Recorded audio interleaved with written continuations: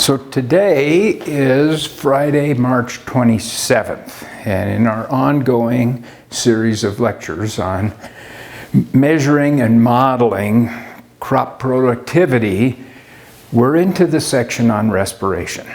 The last time we talked about cellular respiration and the efficiency of the Krebs cycle in making carbohydrates, and today I want to extend that to carbon use efficiency of whole plants. And let me put up here the key thing. Remember how we did the Krebs cycle efficiency, and we got 39%. Now you look this up in books and people round this up to 40%. So let's just put 40% here as a round number. It turns out calculating the theoretical efficiency that precise it's different people get slightly different numbers. So same thing with photosynthesis. What's the theoretical efficiency of photosynthesis? Depends. Remember our model on crop productivity. I was putting it here. Radiation intercepted, photosynthetic efficiency. The third parameter is carbon use efficiency, and that was even in the exam. What number do we use for carbon use efficiency for plants, for communities of plants? It's not 40%. You would think if this is the theoretical maximum, it's a smaller number. Guess what? We use 60% efficiency for carbon use efficiency. Now right here I've used two different terms, and the terms are important. This is cellular respiration, this is whole plant. Sometimes in the interest of simplicity, I just call, in an introductory lecture, I call carbon use efficiency respiration efficiency. But from now on, as we get deeper into this, it's good to separate the terms. They are not the same thing. And at the end of this lecture, you're going to fully understand the difference. Let's review cellular, just pick up a couple of things. Here's the diagram from last time. Kelvin cycle, Krebs cycle, ATPs. It's important to point out this little part right here, Krebs cycle plus oxidative phosphorylation. Now, you can take a plant biochemistry class and spend a few weeks on Krebs cycle and oxidative phosphorylation. But the Krebs cycle technically makes reducing compounds, and then the energy in those is transferred through electron transport and oxidative phosphorylation to make ATP. So a biochemist would say, whoa, whoa, whoa, you need another box up here for oxidative phosphorylation, and it's true, but I just wrote it right in the middle. If you go to the internet and type in oxidative phosphorylation, 10 to the 6th classes teach that, and at various levels.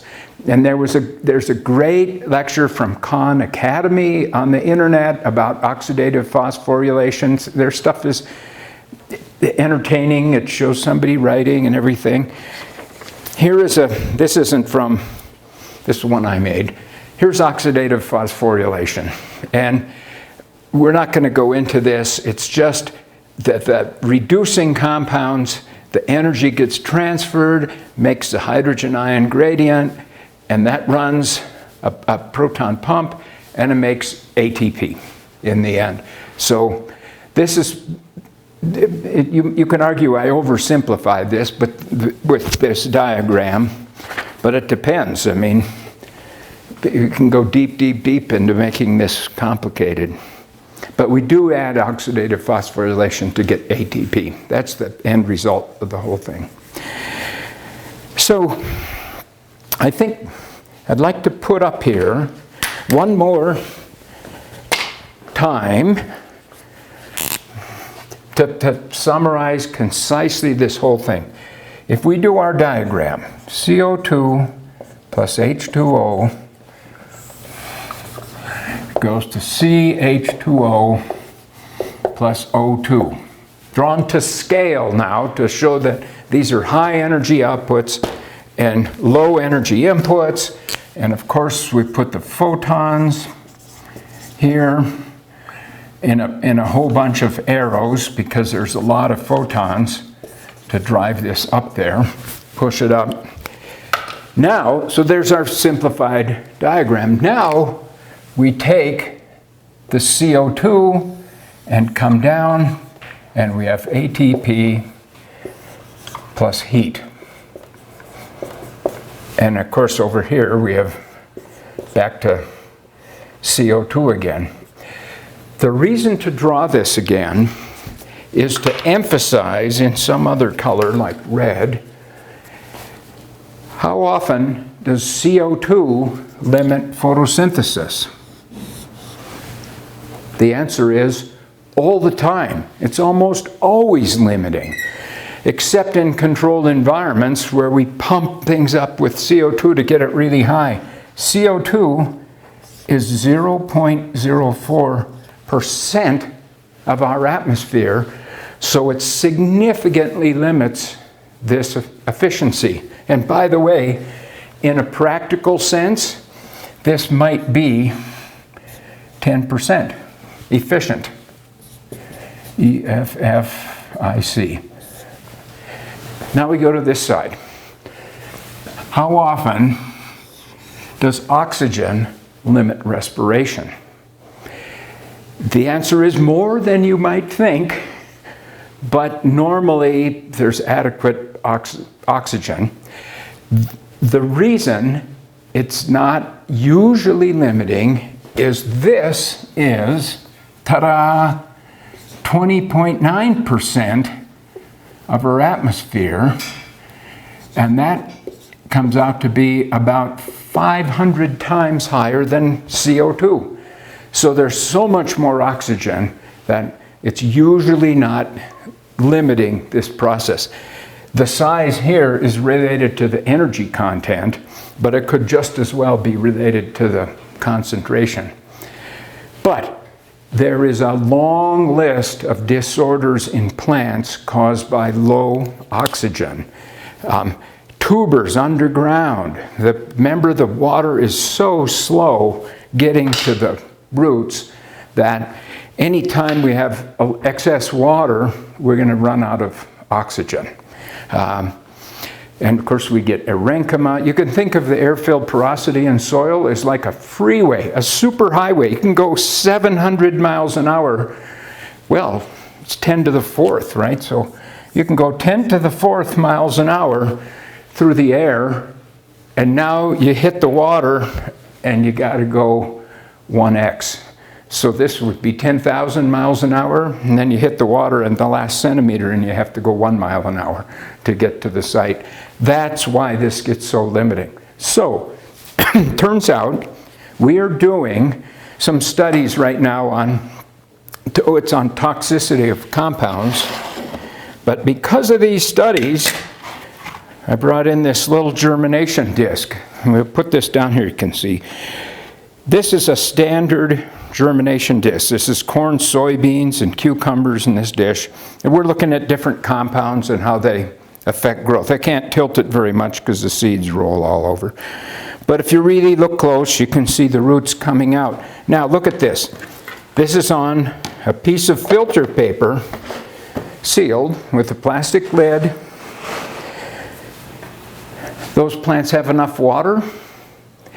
Yes, they do, but they're just on damp paper. Why don't we put some more water on them?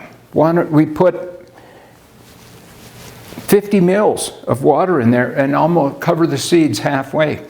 Because they would go hypoxic. They would be partially out of oxygen and they wouldn't germinate as well. That's so that we have to be so careful not to overwater germinating seeds so that the oxygen can get to all the sites of respiration. We just had that, so I thought that was a nice demonstration. And we've had lots of problems with that. Lots of people that run this test put too much water in, and the germination gets worse. They're more likely to run out of oxygen than they are out of water when they germinate. This is too small to see, but I'll make this a handout.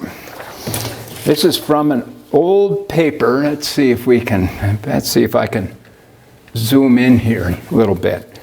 Probably still too small to see. This is a wonderful paper, a few decades ago, but these are a whole bunch of species, starting with rice, and various procedures to reduce the oxygen for them. They gave them nitrogen gas, they flooded them, they gave them high carbon dioxide. That's another thing that happens. If the oxygen's low, the carbon dioxide builds up, like when you hold your breath. The carbon dioxide builds up and you start to panic and you start to breathe again. But they did a test, and what this shows is species sensitivity to low oxygen. And not surprisingly, the world champion is rice. That makes a parenchyma right away. It did wonderfully in all of these stress tests. And it goes down, down, down, and you get maize and wheat, beans, cucumbers, eggplant, radish, and down here at the bottom, tomatoes. They're one of the worst. If you don't have a good fluffy soil with organic matter, your tomatoes are at risk. And peas are also at the bottom, and Chinese cabbage. 3 species that are real sensitive to oxygen. Now, we don't really know exactly why they're so sensitive to low oxygen, but it's a nice list. And I'll send you this in an email. So, how do we measure carbon use efficiency? If this whole thing, if there's ample oxygen, this can get to 40%. How can this get to 60? Here's how we measure it. And let's put it right here. We put plants in a closed chamber and basically measure the plant's breathing. The more sophisticated term is we say we measure metabolism of the plants. So, since we're right here in the lab, we've got yet another prop that I can show you for how we do this. We have lots of chambers in the lab for this. Here's a little tiny chamber with the sunflower plant. This is some LED lights, but this is not far from exactly what we do. We seal it up. So grow this plant in this sealed chamber, and we can measure. Let's put her up here one more time.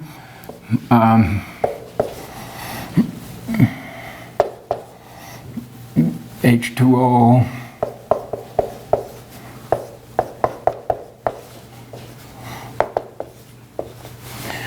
We have instruments that are extremely sensitive for measuring CO2. So minute by minute, we're measuring the disappearance of CO2, and if one of these disappears, we know that one of these shows up. Now we turn the lights out, and this arrow goes away, and we have respiration. So instead of CO2 disappearing, it starts appearing.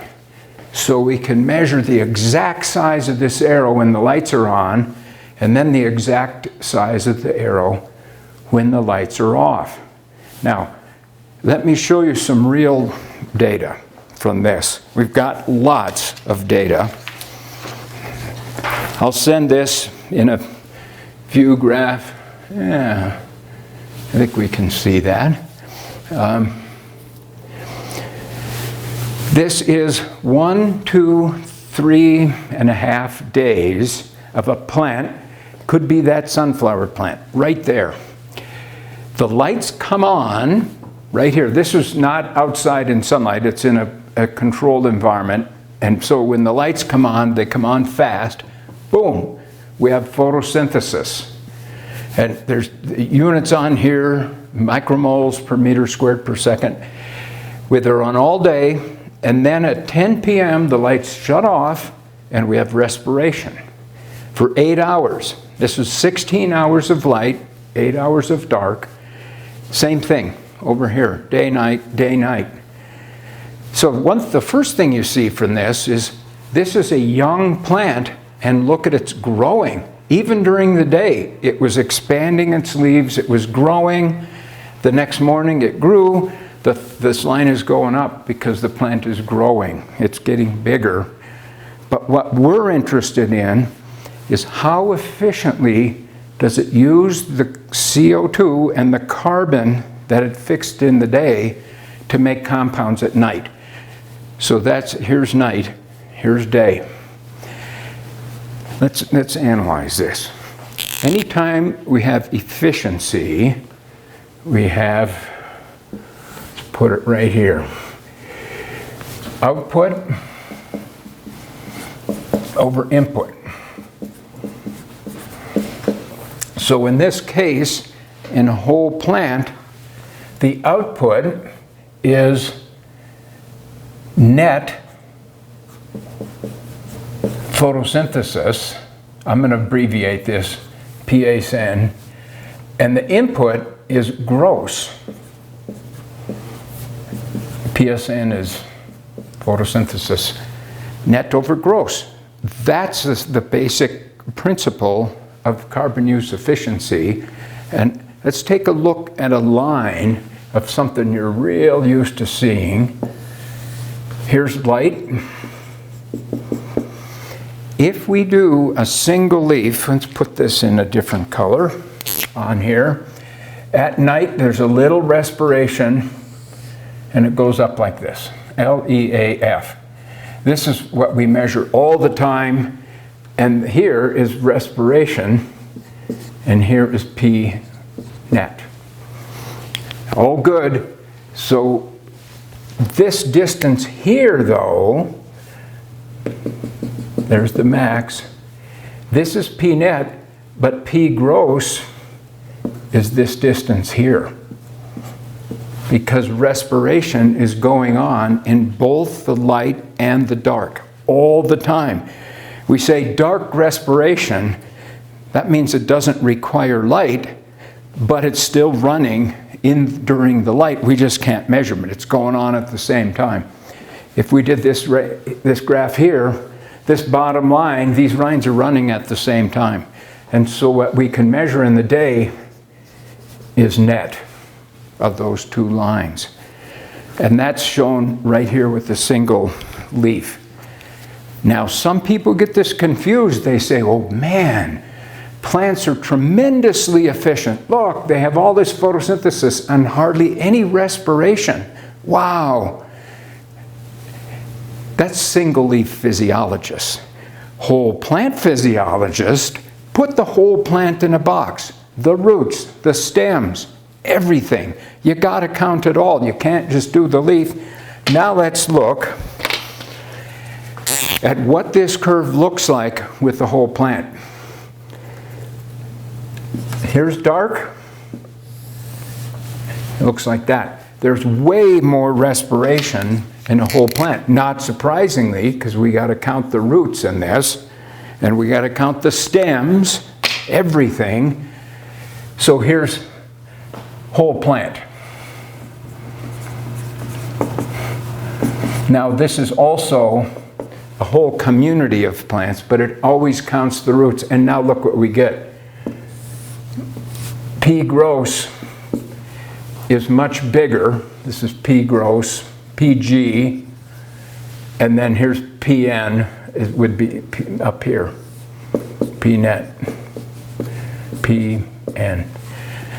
So you can see where from this we can get a sense of how efficiently a plant is using carbon by the difference in the net gain and the gross. And one of the ways I've thought about this is, if you're a plant and you're trying to get bigger, or if you're let's say you're a person and you're going to walk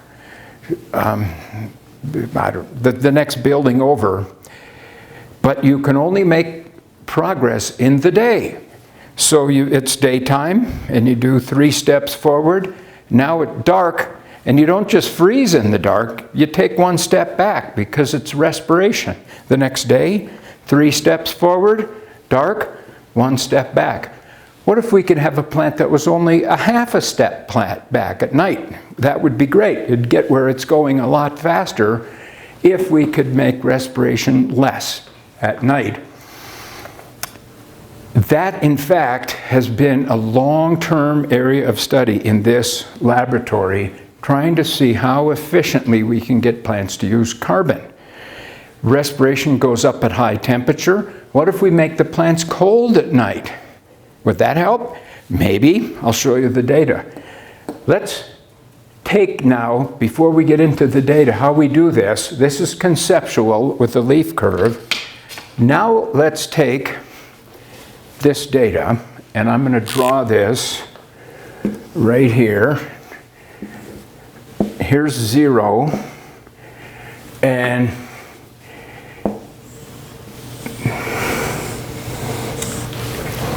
this is 1 day. Make that nice and crisp right there, 1 day. This is P net. This is what we'd call R dark. Dark respiration. And to make this a little bit simpler, let's call this area A, and we'll call this area B.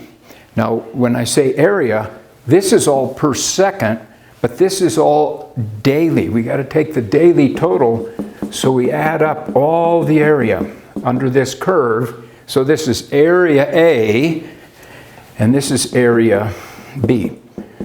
All the CO2 cumulative.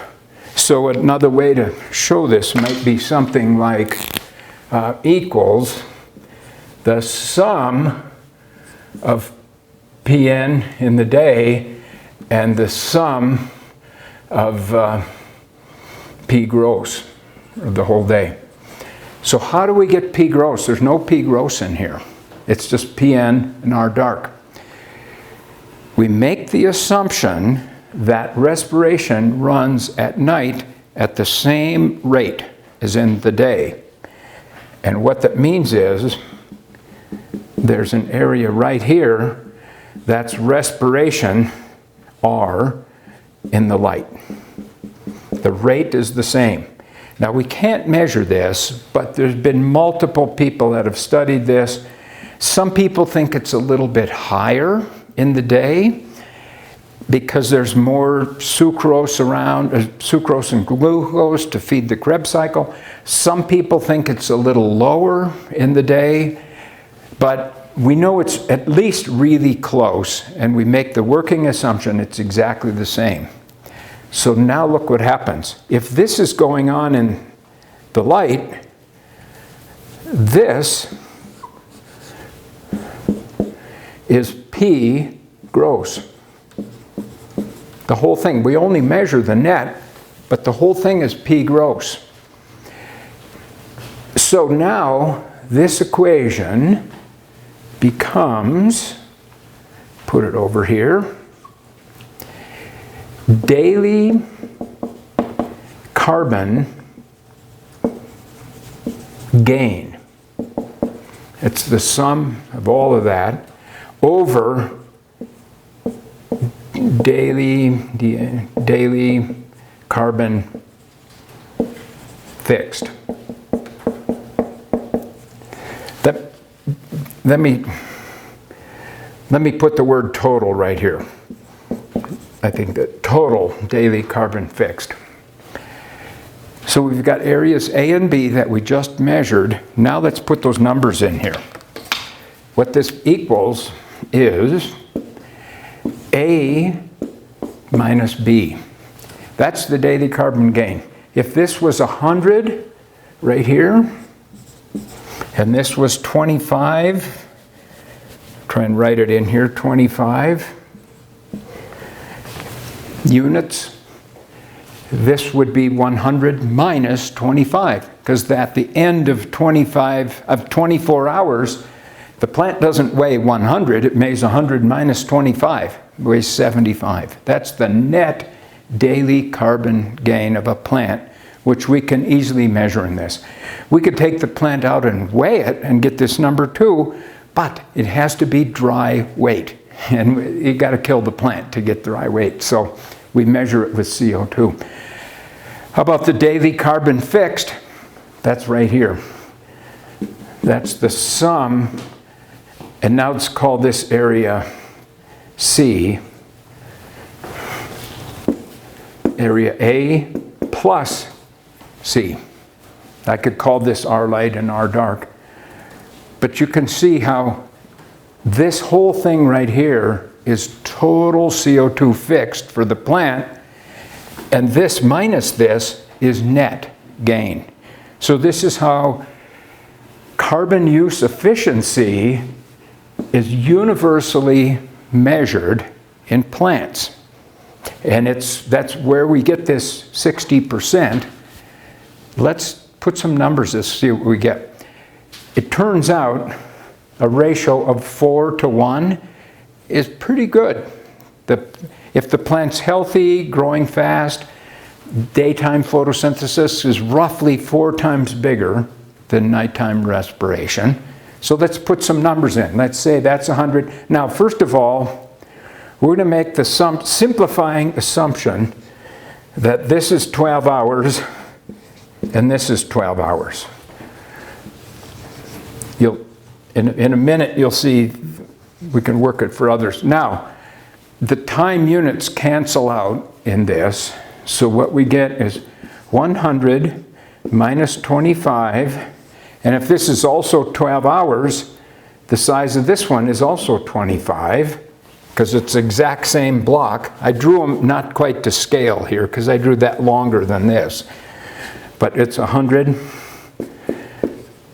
plus 25. Now, look, 75 over 125. And do the math. You can do the math in your head. It's 0.6, 60%. So we worked out our first example of carbon use efficiency. Let's try another one. I think we can do these quick, except I'm out of room. What if we took, now a more advanced example, everything stayed the same, only now, shown in another color, we're going to keep the lights on for 16 hours, and we're going to turn them off for 8 hours. This is a real standard photo period. What's what we get in the summertime all the time. That's why we grow plants all the time in the greenhouse. We let them sleep 8 hours and that's it, and they go back to work 16. Now let's do the math on this. I'm going to put it right here. Slightly more complicated, but not bad. Now we have to take the time into account.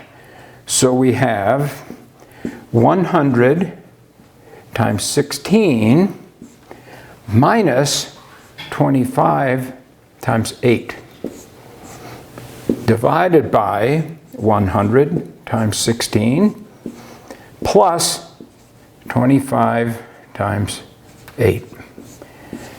And I picked these numbers because you can do the math in your head.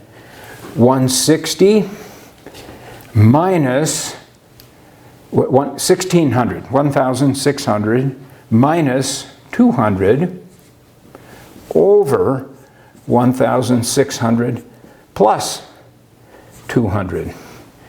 And that is, we'll try it right here, 1,400 over 1,800, the ratios. And I already did the math before class.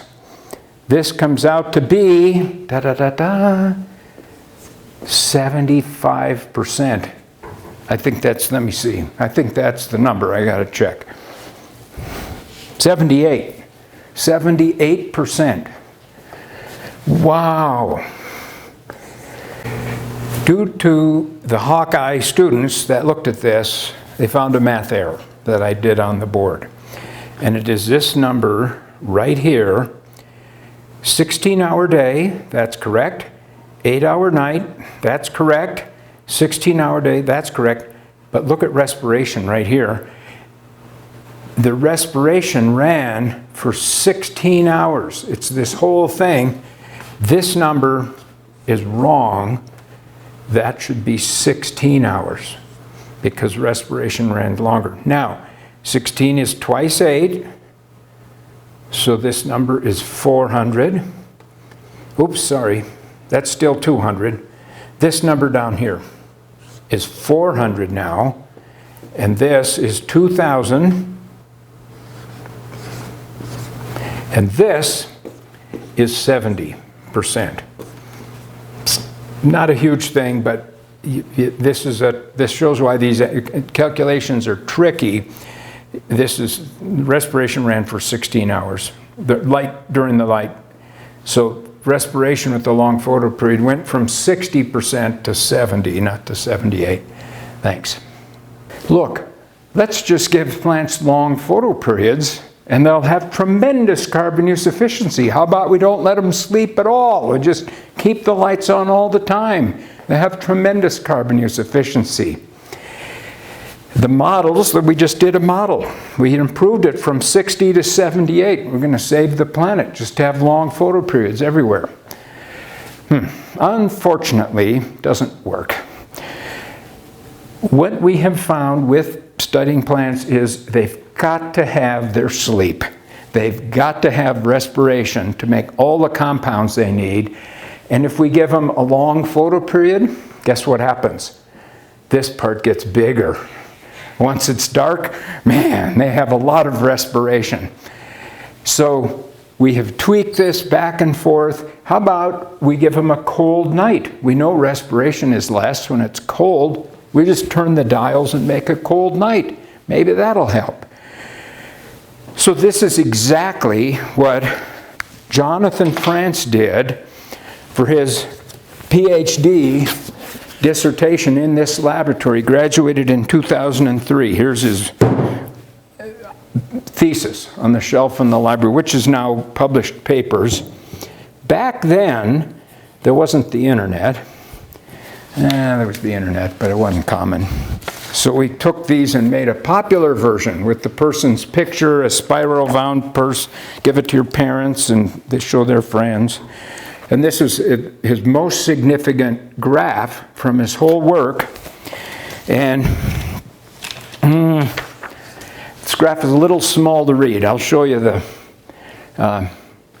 title. I got to show you his picture too. There he is. He's now the senior research scientist for Pioneer Seed Company in Iowa. But we studied lettuce and tomatoes and soybeans. And these graphs are all normalized. As is plant physiology, but respiration's the same in all organisms. If you go to a book on human nutrition and metabolism, which in your spare time you can read about how this works in your own body, and then you go, in that book, to chapter, wow man, we're going to keep this book standing up. Chapter 13, energy balance and weight control. Now this starts out with cellular respiration and how does that work and how efficient is this? But then it moves to carbon use efficiency in people. And look what we have to do with our plant over there. Put it in a little box. How do you think they study this in people? There's a diagram. They make somebody go and run on a treadmill in a little box, and they measure oxygen consumption or CO2 consumption. It's the exact same thing, only a person, but it turns out not everybody has to go in that little box. Here's a picture. This is zoomed in a little too much, but you get the idea. A picture of all kinds of people in various studies where they have a backpack and they have this girl has a clothespin on her nose and breathing and riding bikes and all looking at metabolic rates and respiratory rates of people. So the same thing happens in people. What if we calculated something, our carbon use efficiency as people, which we can do that without going in a box. We're not growing. If you're not gaining and losing weight, and you're steady. How much food do we eat, and then how much of that to stay even? How much do we weigh? So let's calculate that. So very easy to do. How many kilocalories a day do we eat? 2,400 calories per day. Remember, it's always good to say kilocalories. Don't spell it with a capital C to confuse half the planet. So, how many kilocalories per gram? Let's see, this has to be divided by, here, to make the math really good, we're going to put kilocalories per gram. We've talked about this before, and we're going to get into it big time in the next lecture. But if we assume all carbohydrates, the round number, and it's pretty accurate, is 4. Now do the math. How much food do we eat a day? 600 grams. If this is your calorie intake. This is not milkshakes, this is dry weight. This doesn't count the water, it's 600 grams of dry food. And if you dried all your food and weighed it, you'd be pretty close to this number. So now, how much do you weigh? To make the math easy, let's say you weigh 60 kilograms. This would be a somewhat lightweight person, but that's all right, makes the math easy. So we have 0.6 kilograms a day in a 60 kilogram person, and that is 1 part out of 100. Wow. We only need to eat 1% of our body weight in food a day? What's wrong with this? Guess what? 60 kilograms fresh weight. We're usually not fresh mass. We're usually not drying ourselves to get dry mass. But we can assume 10% dry weight. Living organisms are 90% water. So now this whole thing goes to 0.6 kilograms of food and 6 kilograms of dry. I know it's not real comforting to think about what your dry weight is, but that's how you do the math. And now we're at 10%. We eat 10% of our weight in food every day. Now you can argue over here in plants, there's more like 40% of their weight. They got to, what they made in the day, they got to burn off 40%. That would suggest plants are pretty inefficient compared to people. But let's look at that. Let's do one more thing before we do. This is people. Here we go. Humans. Now let's do, I looked up in a book about animal metabolism. In fact, it was part of that metabolism book. Now let's do, how do we draw a rodent here? Here's a little rodent, a mouse. Mouse or a rat. I'm going to show you the equation for this. You don't need to know this equation because it's not an animal book. But here's an equation that people use for small animals. Basal metabolism for the animal in a day is a constant, depending on the size, if it's a rat or a mouse or a monkey or something, times their mass to the 0.75 power. So this is how much calories do they do.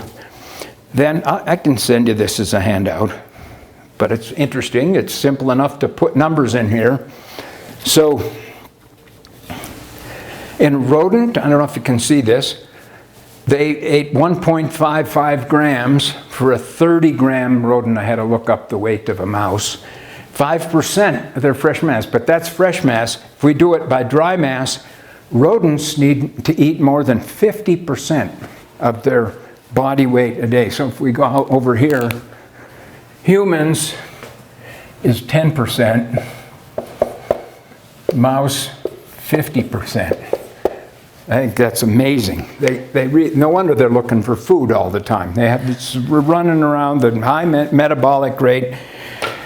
We get takeout. We don't have to run around and look for food. It's easy to eat. That's why we don't spend all our energy finding food. So this suggests plants are using a lot of carbon, a lot of energy to make food. Before I get into this, let me show you one more diagram that is just fascinating. In some of these studies, with the plant in the chamber, we made a seal between the shoot and the root. So we had two chambers. So we could simultaneously measure photosynthesis in the top and respiration in the roots.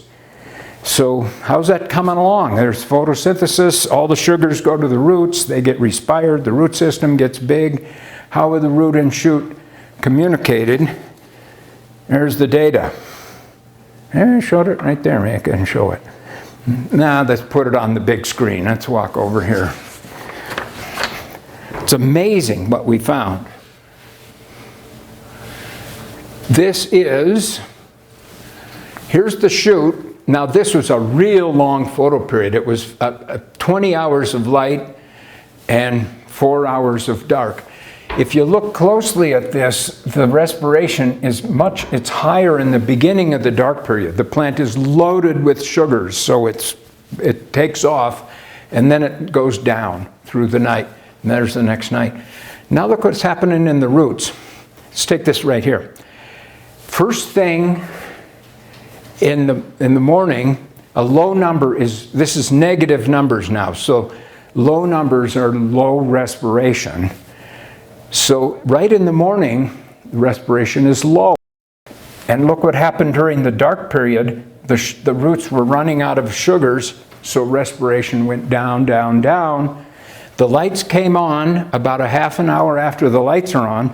Root respiration started again. It went way up. That's exactly what you'd expect because the sugars are flowing to the roots and there's more carbon to grow more roots. Even though the roots are in the dark all the time,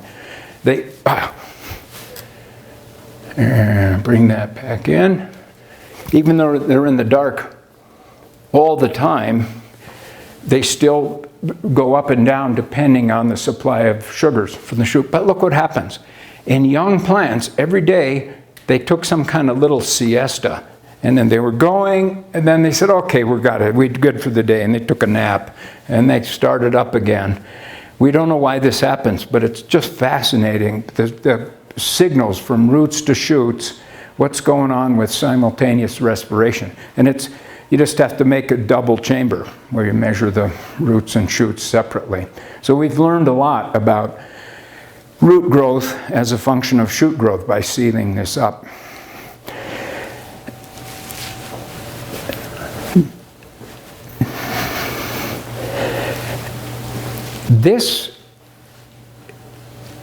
I want to conclude, so we've done all these four. I want to conclude with one key thing, and this is going to be the focus of the next lecture in here.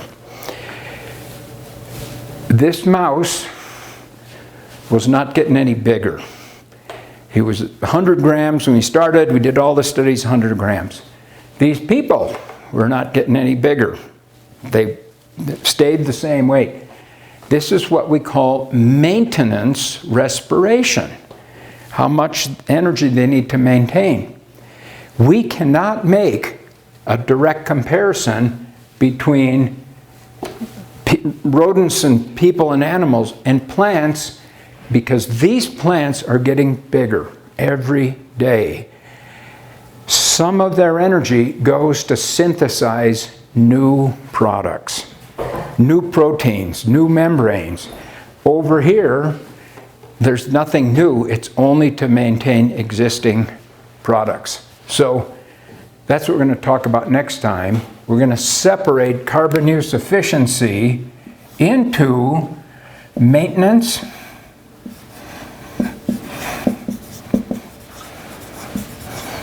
respiration, and what we call growth. And there's some clever techniques that have been developed in gas exchangers like this to separate this. Plants have to get bigger and they have to maintain themselves. So some of this carbon that they're burning off at night is going to maintenance, some's going to growth. The amount that's going to growth depends on what they're making. Some products are much harder to make. Proteins are harder to make than carbohydrates. And we'll talk about that next time. Thanks.